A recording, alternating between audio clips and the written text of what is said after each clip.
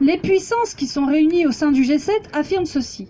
Elles veulent adopter et mettre en œuvre des cadres législatifs qui font avancer l'égalité entre les femmes et les hommes. Ils ajoutent « Notre priorité sera de lutter contre les inégalités sans renoncer à la mondialisation néolibérale, mais en la régulant mieux. » Nous constatons que cette mondialisation néolibérale, elle a mondialisé et généralisé l'autoritarisme, la guerre, les inégalités sociales, la pauvreté et la précarité, qui sont autant de situations qui affectent directement les conditions de vie des femmes et nos communautés. La mondialisation néolibérale est fondée sur l'exploitation et le travail non reconnu ou mal valorisé des femmes. Nous accusons les puissances du G7 d'hypocrisie. Pendant qu'ils réalisent de fausses promesses, qu'ils organisent une sortie folklorisée, caricaturant les femmes et le territoire du Pays basque. Au contre G7, nous avons porté la nécessité d'une société radicalement féministe, débarrassée de la domination patriarcale.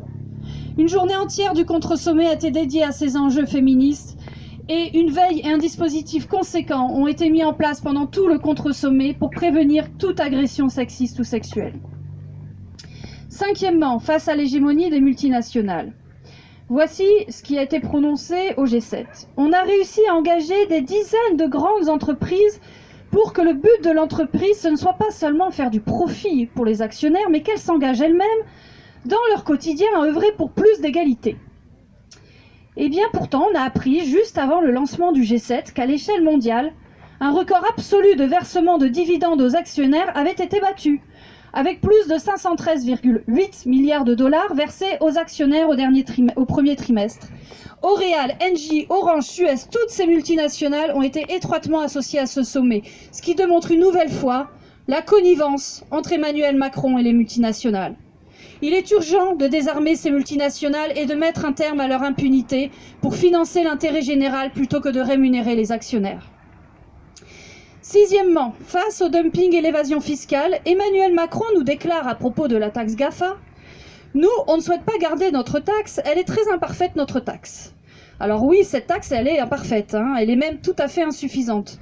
Mais Emmanuel Macron propose tout simplement de la supprimer, de supprimer le peu qu'il y a. Il se couche ainsi devant Donald Trump pour calmer les pressions autour de cette taxe adoptée en France.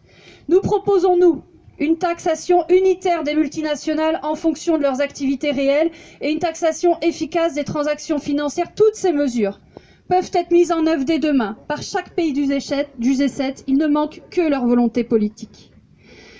Septièmement, face à la multiplication des guerres, l'accord avec l'Allemagne autour du conflit au Sahel a pour ambition de présenter Macron sur la scène internationale comme un médiateur, un facteur de paix.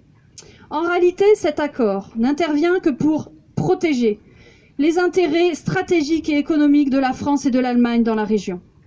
Le résultat est désastreux.